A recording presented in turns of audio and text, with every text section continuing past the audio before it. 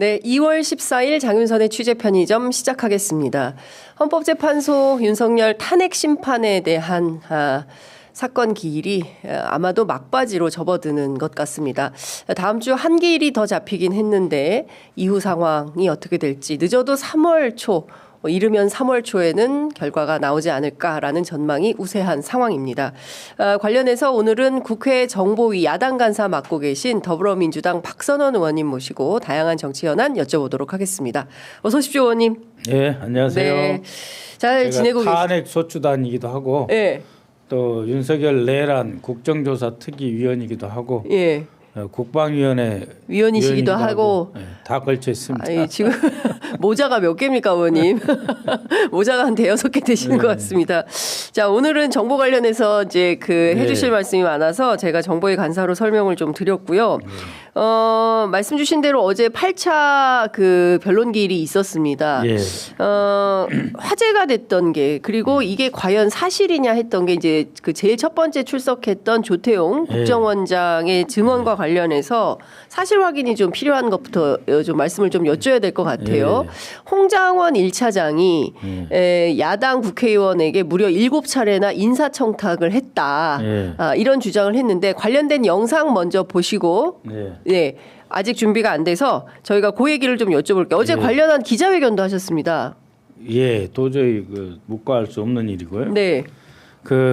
이 조태용이 어제 한 말 증언을 보면은 평소에 제가 조태용에 대한 평가와 똑같습니다. 이 사람, 이 인간 뭐 이렇게 표현하면 안 돼서 내가 이 인간? 조태용이라고만 이야기를 하는데 참 사람이 비루하고 찌질해. 비루하고 찌질하다. 옛날부터 그랬어요. 이 사람이 지금 청와대 문재인 청와대의 의전 비서관실 행정관 하다가 미주 과장 시켜서 이제 외교부로 내려간 다음에 저와 같이 북핵 육자회담 열심히 다녔었는데 그때나 지금이나 똑같아요. 사람이 좀 나이스한 척하지만 오로지 자기 보신주의뿐이고 그렇다고 뭐 생각은 많이 하는데 진짜로 쓸만한 아이디어가 있는 사람도 아니고 그다음 윗사람한테는 절대 노라는 말은 못하고 이번에도 자기 반대 안 했다잖아요. 그렇죠. 우려만 표시했다잖아요. 다 반대했다 그러는데 자기는 반대 안 했다잖아요. 그런 사람입니다.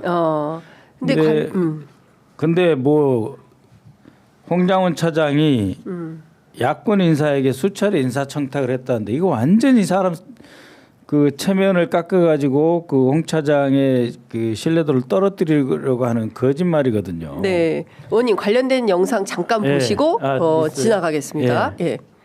그다음에 이제 여기서 뭐 자세한 말씀을 드리는 건 적절치 않다고 보지만 공식적인 기록에 남아 있는 거 한 가지는 말씀드릴 수 있을 것 같습니다. 여름쯤인데 정보위원회에서 진앙 정부 국정원에 계셨던 어느 야당 의원께서 홍장원 차장을 지목하면서 그 차장이 내가 국정원에 있을 때 유력한 사람을 통해서 7차례 나한테 인사청탁을 하지 않았느냐라고 말을 했습니다. 그래서 그 얘기를 들으면서 아마 전 깜짝 놀랐고 거기에 들었던 모든 사람들이 깜짝 놀랐을 텐데 그런 걸 보면서 홍장원 차장의 특히 이제 정치 중립과 관련해서 제가 어떻게 생각을 해야 될지 조금씩 머릿속에서 생각을 하게 됐다는 말씀드립니다. 언제 이런 일이 있었다는 건지에 대해서는 구체적으로 사실 공개하셨어요? 마치 최근에 홍장원이 차장이든 그 전이든 그러니까 원장의 외교안보 특별보좌관이든 간에 마치 최근에 현직에 있으면서 무슨 야당 인사에게 자신의 어떤 인사를 부탁한 것처럼 이렇게 거짓말을 하고 있는 거예요. 홍장원은 야당 인사에게 인사청탁을 한 적이 하나도 없고요. 그다음에 문재인 정부 국가정보원에서 어떻게 보면은 상당히 희생 됐다 그럴까? 인사에서 배제돼서 크게 고통을 받은 사람이에요. 예. 그 이유는 박근혜 정부 그 국가정보원의 이병기 원장, 네. 그다음에 이병호 원장, 네, 두 차례. 두 원장의 비서실장을 했어요. 홍장원 차장이.